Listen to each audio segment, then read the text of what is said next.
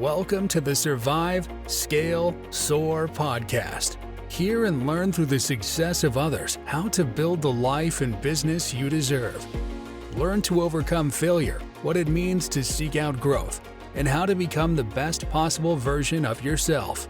And now, here's your host, coach, entrepreneur, husband and father, and author of the #1 best-selling book, Survive, Scale, Soar, Jeremy Williams.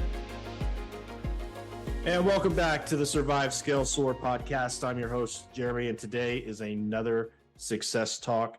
And I have a great guest, Ben Fairfield.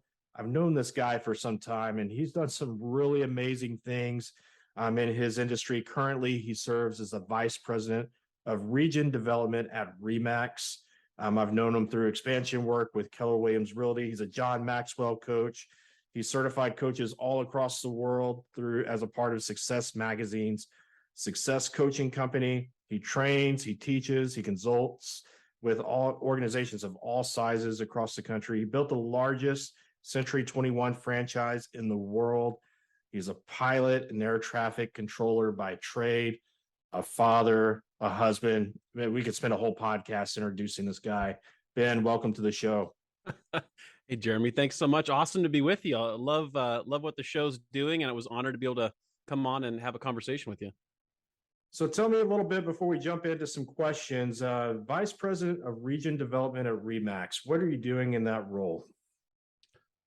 Well, I think the easiest way to explain it's like any other role, right? It sounds easy when you hear the title, and then it's like, well, we actually do a lot of things like everyone else, right? So if I had to make it concise, I would say it's really helping our broker owners be the best they can be, to help their agents be the best they can be. So we do that through a lot of different mechanisms and means, but ultimately that's the biggest focus is how do I get to pour into our broker owners across the network as much as I possibly can to help them be the best version of themselves they can be, so that they can in turn pass that to the agents. And obviously the market we're heading into, that's pretty important right now, as always, but specifically right now. So it's a fun time to be in this role.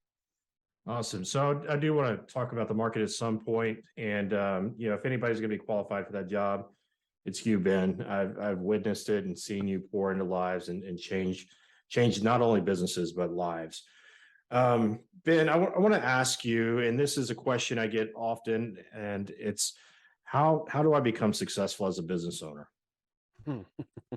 That's a big question. It's a lot of it's yeah, pretty but complex. It's one that does come up a lot, right? You're absolutely right, and I know you've coached a ton of people and continue to.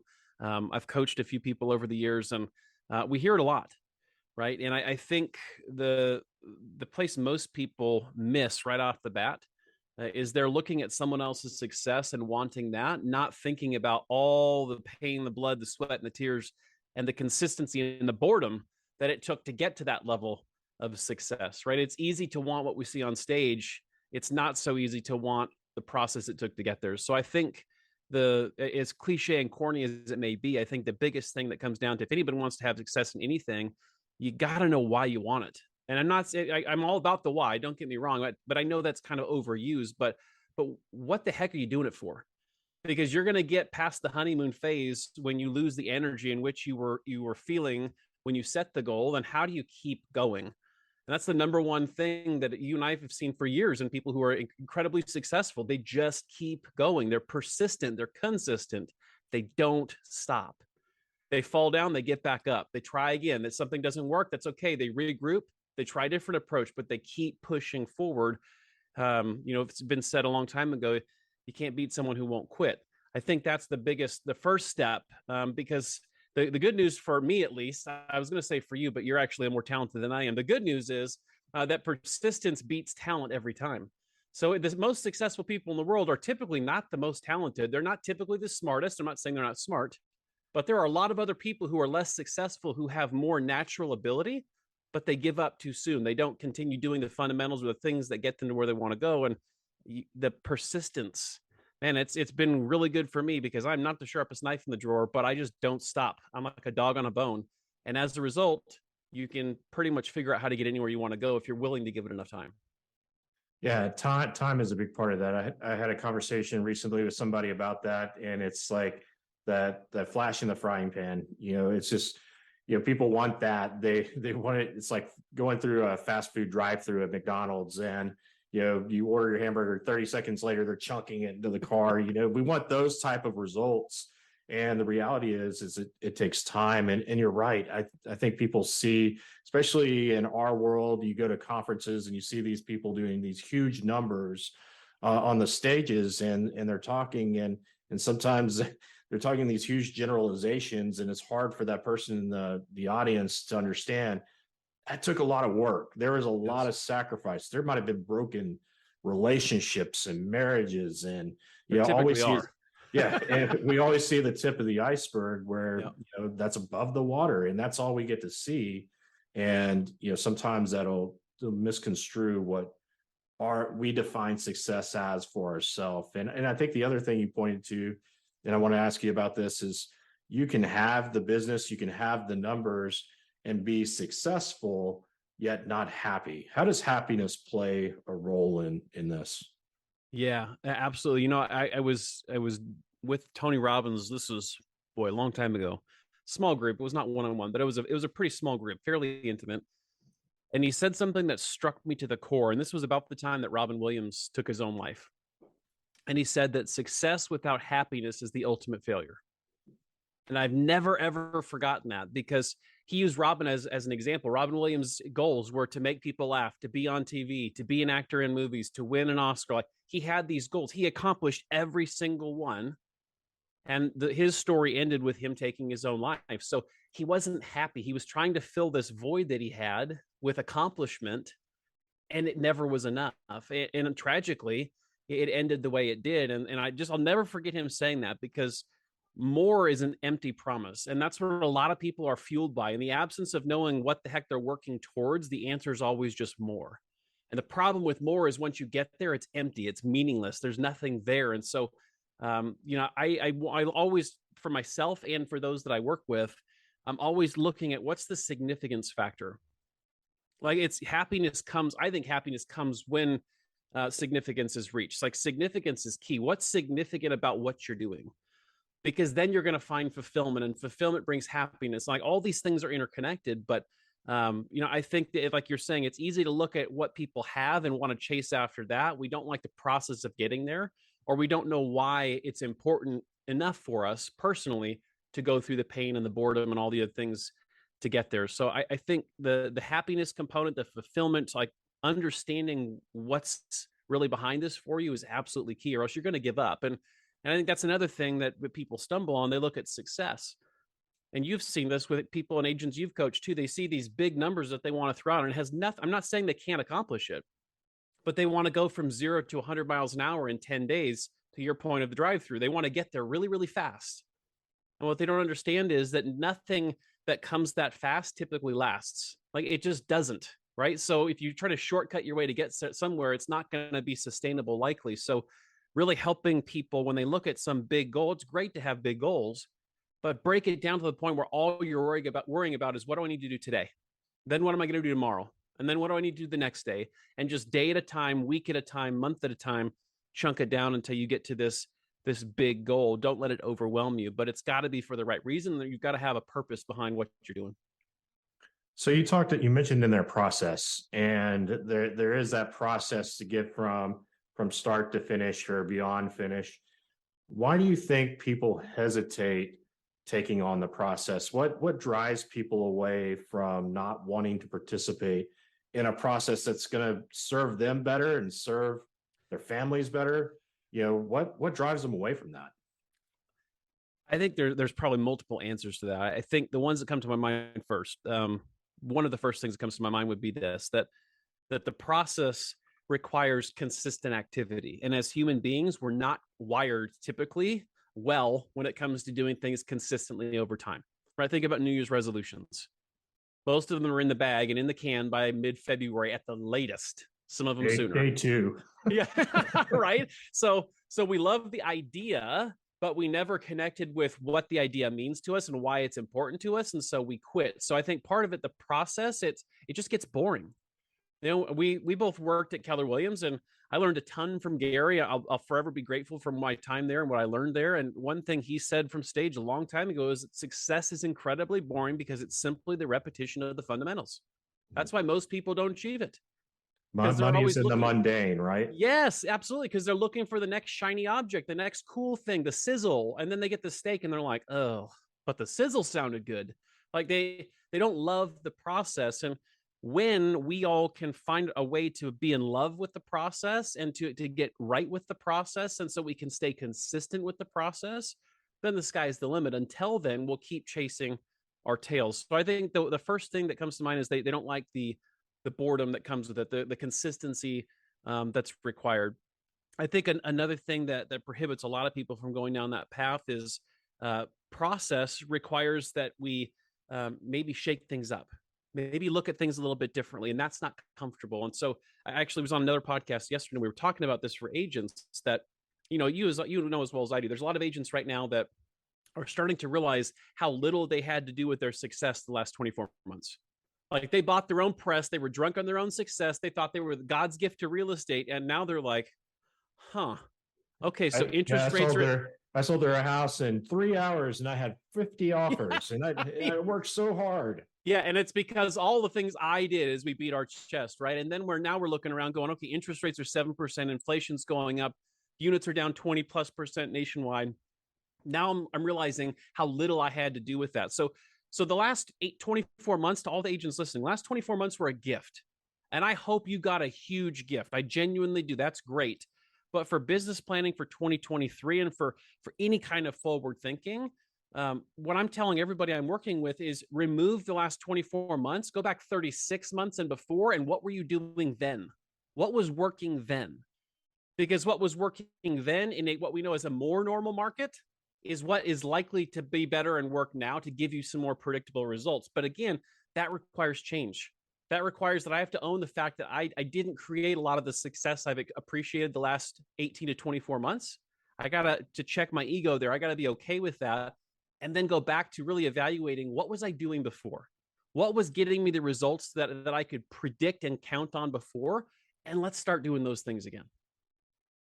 That's great advice. And unfortunately, there are some that started their career in the middle of this, and it was just incredible. And I go back and think about all the agents that actually experienced that crash.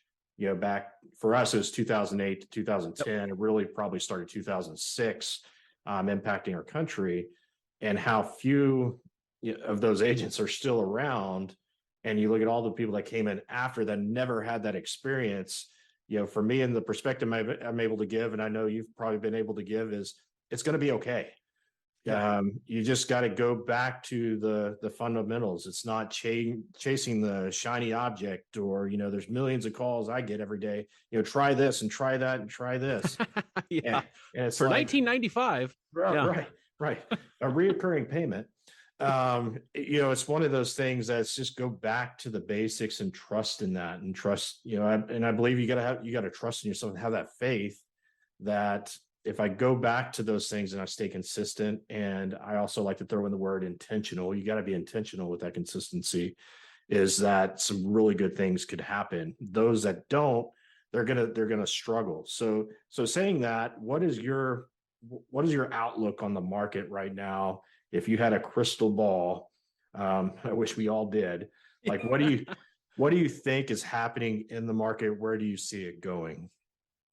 Well, yeah. So we talked about this yesterday as well, and I'm sure you talk about it a lot too. So, ultimately, I think a trap that a lot of agents fall into, or brokers, is trying to say this time is like that time. Now, everything I'm about to say, I'm not making a political statement. I really don't care what any listeners' political viewpoints are. It's none of my business, and they don't care about mine. But let's just talk facts. The facts are we have inflation higher than it's been in 40 years. The facts are interest rates hit 7% yesterday, highest they've been in 15 years. Like, the facts are we have so many different variables this time that we've never had before at the same time. So it's dangerous for any of us to say this time is going to be just like that time. And if anybody tells you they know exactly how it's going to be, you need to run the other direction as fast as you can, because nobody knows. But here's what I do know.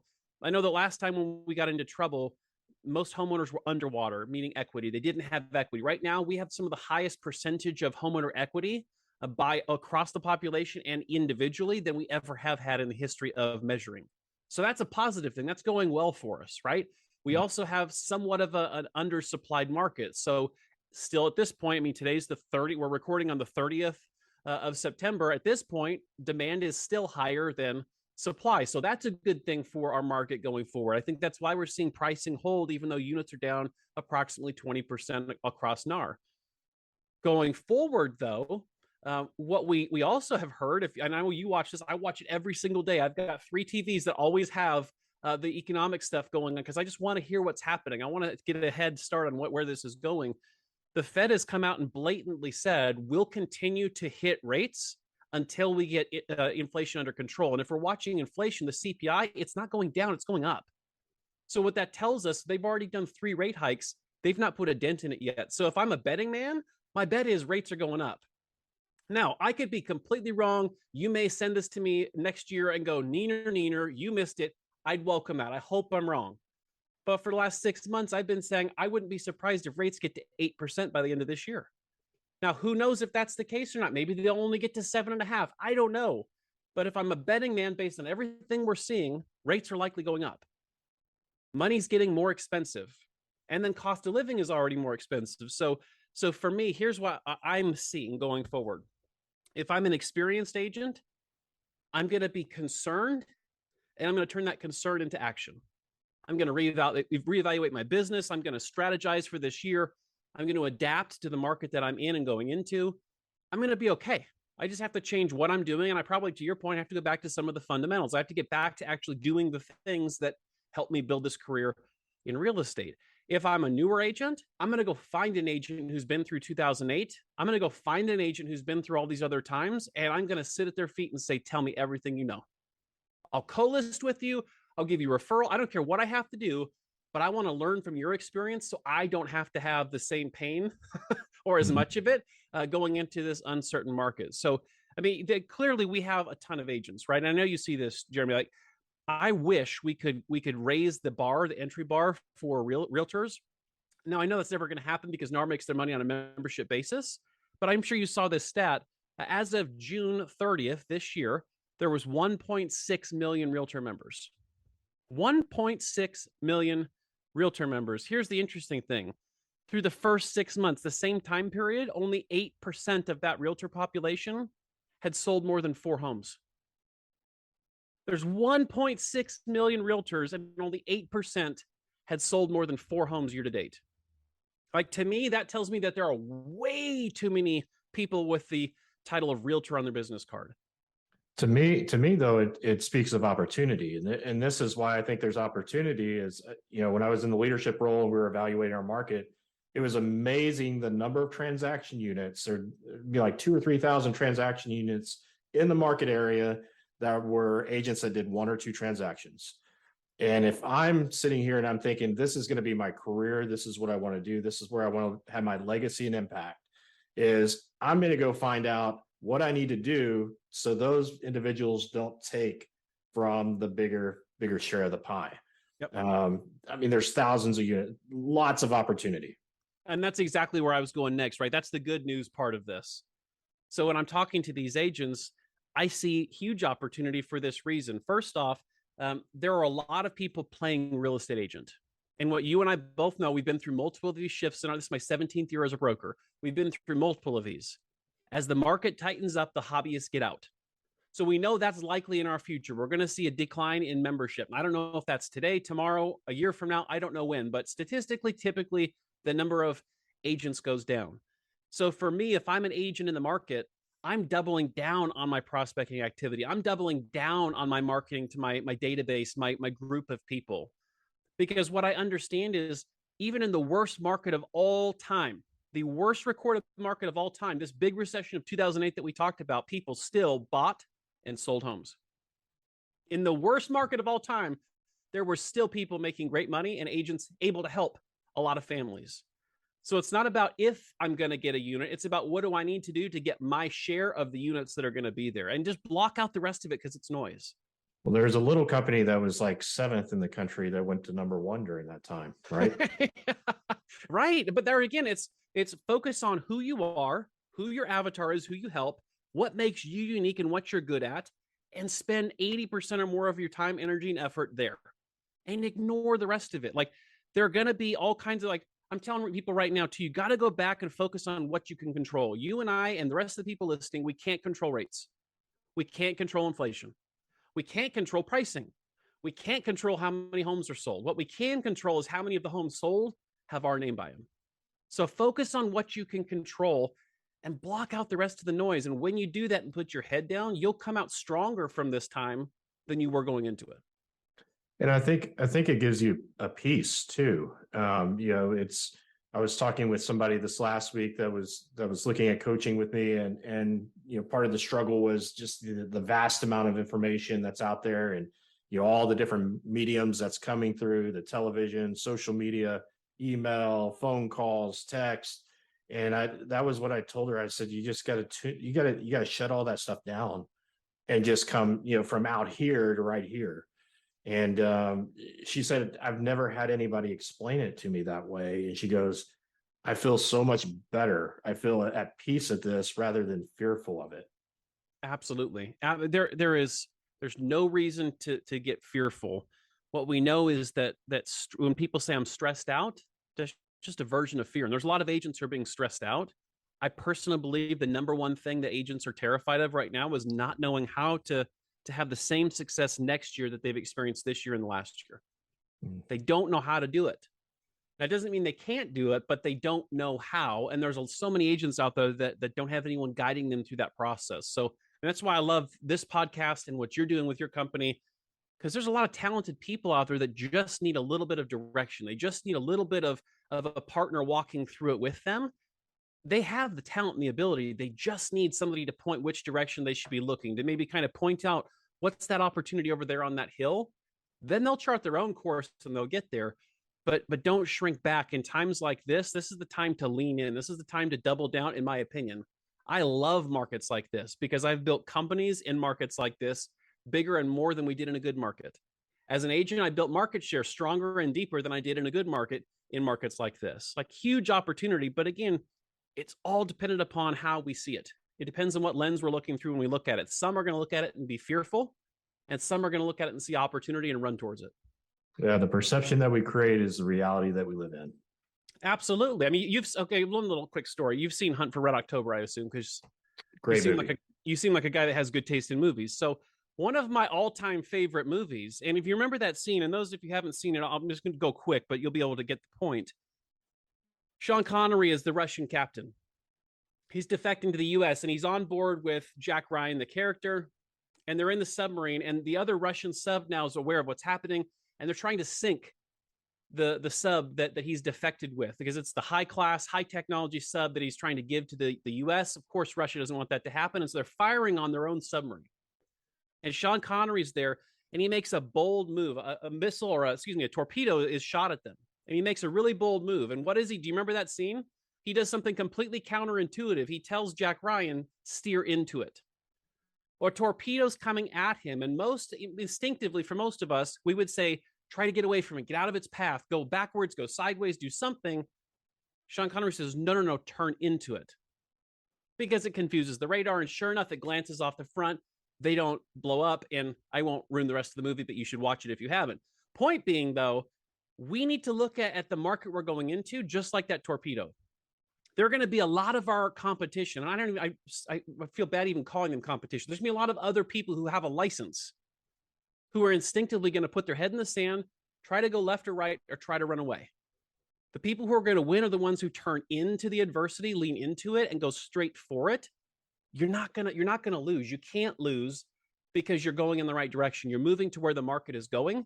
The other people are the ones that get left behind. I love that. Just face it, right? Stop running, just face it and deal with it. It's not going to go away. We can't control it.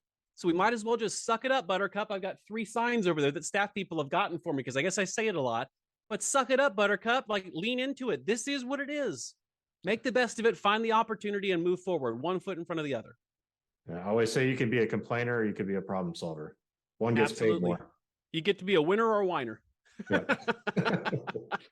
Love that. All right. So somebody has an interest in Remax. Tell the audience how they can connect with you.